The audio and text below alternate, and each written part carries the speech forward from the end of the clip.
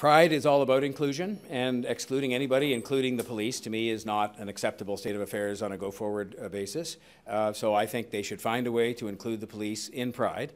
And the most important thing to me at this juncture is that the two groups, the police and Pride, are talking to each other. They both tell me those discussions are constructive, and they've both said to me, perhaps most important of all at this juncture, that a withdrawal of city funding would not be helpful to the resolution of this issue. And so I'm saying a resolution of this issue means that we have a parade that includes everybody, and I'm willing to let them continue to have those discussions and see how they make out, because they both tell me they're constructive, and I want them to achieve the right outcome. But you're open to withdrawing funding, say, next year? I'm not going to engage in hypothetical speculation about what would happen in future years. I'm just saying for this year, both of the parties involved in these constructive discussions, the chief of police, who I talked to this morning, and the head of Pride, who I also talked to this morning, have told me that to withdraw funding at this stage would not be helpful in their ongoing attempts to achieve a resolution to this issue, which in my view would be that we would see the police back in the Pride Parade, which is by itself a celebration of inclusion.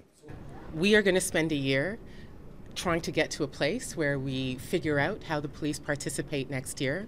We absolutely hope to see their participation, but it can't happen before an ongoing dialogue with our community. And so we're going to spend a year trying to get that done, and then we will be able to speak to you sort of more emphatically about how the police participate in the Pride Toronto Parade going forward.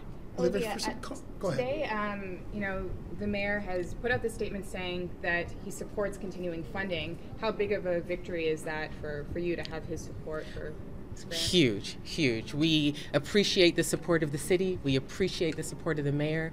He has been emphatic to us behind closed doors that he supports us, and we are very pleased that he said so publicly. But Olivia, Councillor John Campbell still plans to put forth a motion May 24th at the next full council meeting to withdraw the funding, and he says he has a fairly decent amount of support on council. So what do you say to that?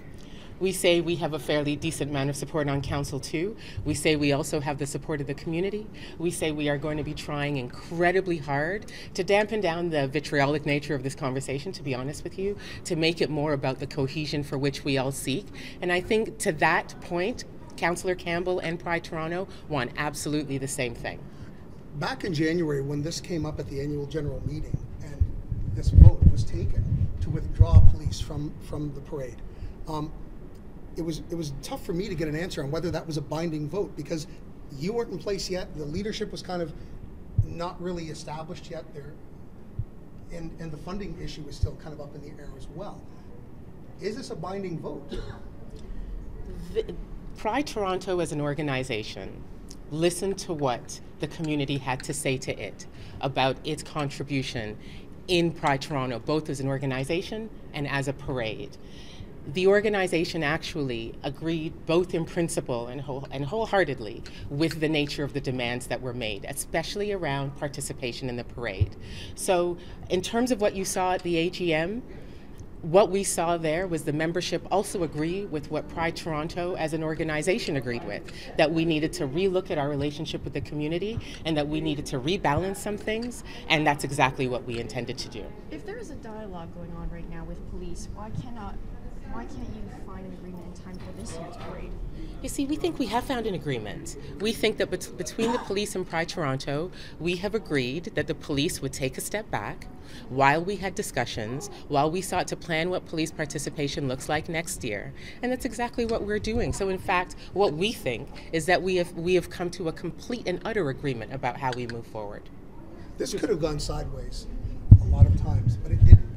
Are you encouraged by the fact that through some pretty hot issues, some resolution was found fairly quickly, and that this can be a real opportunity for growth? Absolutely. And in fact, what this goes to show you is that Toronto as a community backs and supports this parade. So through all of the conversation, we are still here, and we continue to completely experience the full support of the community in Toronto, for whom we thank. We also experience the support of the City of Toronto and the Toronto Police Service. This organization feels incredibly lucky to be in a place where it has established roots long enough so that organizations can continue to feel like they can support it, and we will ensure that we deliver a festival this year. What do you say to those people who say, now that you're threatened with your funding being pulled, you're sort of backed off a bit and said, okay, well, we are going to allow police, but what do you say to those people? Are you sacrificing your own stand and your own principles just to get the money? We don't think so. Pride Toronto's been here before. This is not the first defunding conversation that the city has had about Pride Toronto and positions we've taken on social issues. We don't believe this is going to be the last. But what we say is this is the position we have always taken. We have never banned police as individuals.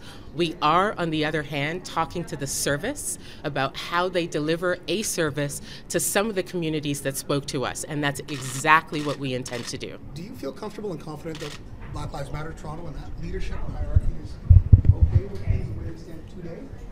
I don't know what they think, and I don't know what they feel.